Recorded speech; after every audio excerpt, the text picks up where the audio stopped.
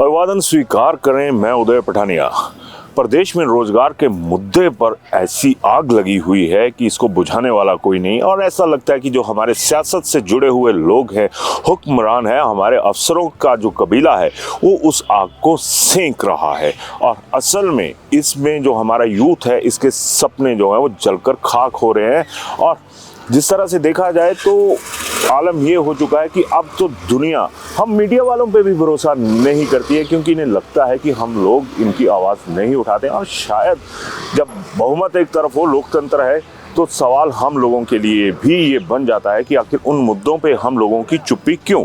और अब ये वीडियो देखिए आप जरा। इसमें एक मैम है, वो अपना जो पक्ष है रख रही हैं। संस्कृत के जो सब्जेक्ट है उससे रिलेटेड कमीशन पर इनके सवाल है। और अब जरा ये वीडियो सुनिए। तकरीबन 3 साल हो गए शास्त्री केस की सुनवाई को लेकर, और 3 साल ही पूरे होने वाले हैं हमारी सरकार को बने हुए। क्या इतना भी संभव नहीं हो पाया कि सरकार शास्त्री बैच वाइज नियुक्तियां कर सके? हर बार नई तारीखों पे तारीखें डालती जा रही है सरकार। चलो मान लेते हैं कि एनसीटीसी गाइडलाइन के अकॉर्डिंग जो है बीएड अनिवार्य है। अब हम बीएड धारक शास्त्री ही आपसे पूछते हैं, जब आप हर विषय का कमीशन करवा रहे हैं और टेट जो है टीजीटी संस्कृत के माध्यम से भर रहे हैं, अपॉइंटमेंट भी टीजीटी संस्कृत की करवा रहे हैं, प्रमोशन भी हो रही है, तो फिर टीजीटी संस्कृत का कमीशन किस लिए नहीं? सरकार कहाँ सोई हुई है? क्या आपको हम इसलिए चुनते हैं कि आप जो है हमारे साथ धोखा करें?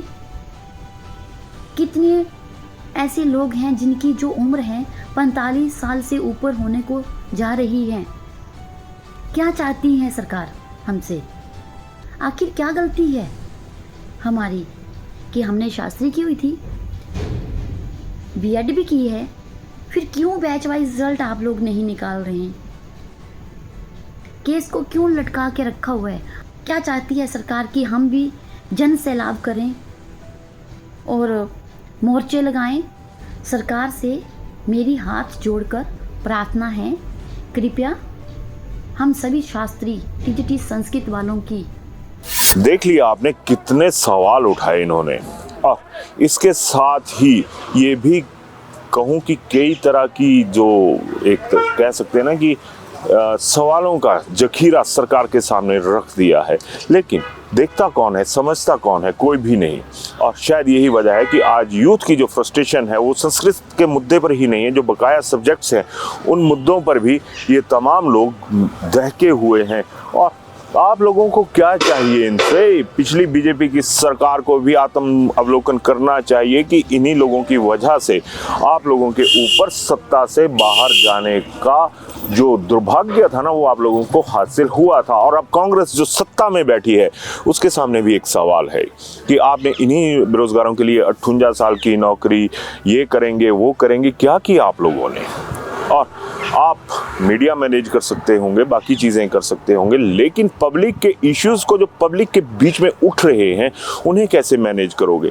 कम से कम जो टेस्ट है उन्हें तो खोल दीजिए, क्योंकि अब आलम ये हो चुका है कि लोग शरेआम कहने शुरू हो चुके हैं कि जब भी कोई टेस्ट निकलता है तो लाखों लोग उसमें अप्लाई करते हैं और सरकार को एक मोटा रेवेन्यू जो है वो हासिल हो जाता है। लेकिन आम आदमी को क्या मिल रहा है? पुलिस की भर्तियां ले लीजिए, 1.5 साल हो चुका, उन लोगों को अपॉइंटमेंट्स जो है वो नहीं दी गई। अब इस माहौल में कितना सा प्यार आप लोगों के लिए रहेगा आम आदमी का? आम आदमी का प्यार आपको 5 साल के बाद चाहिए। 5 साल आम आदमी असहाय होके, अगर मैं ये कहूँ कि सरकारी तौर पर अनाथ होकर भटकता है, तो उसके लिए रिस्पॉन्सिबल आप लोग हुए, ना कि आम आदमी। और हिमाचल, जहाँ भी ये कहा जा सकता है ना कि बहुत सारी नौकरियाँ नहीं दी जा सकती, आप लोगों का यही है कि स्वरोजगार की तरफ बढ़िए।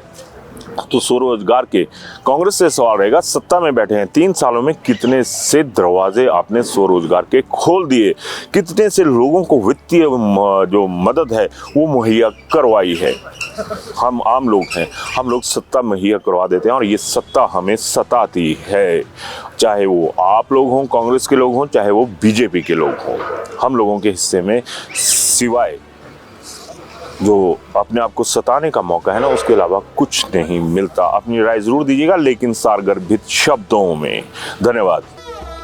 शिमला होटल, घर के बाहर घर जैसा अपनापन। अपने वेकेशंस को सुनहरी यादों में पिरोएं शिमला होटल के साथ। राजसी वैभव और राजस्थानी आव भगत, जो देगी आपको एक रॉयल फील। हिमाचल वासियों के लिए जयपुर में ठहरने का अपना hotel, Shimla hotel. Heritage above 1, हवा महल रोड, चांदी की टकसाल, जयपुर।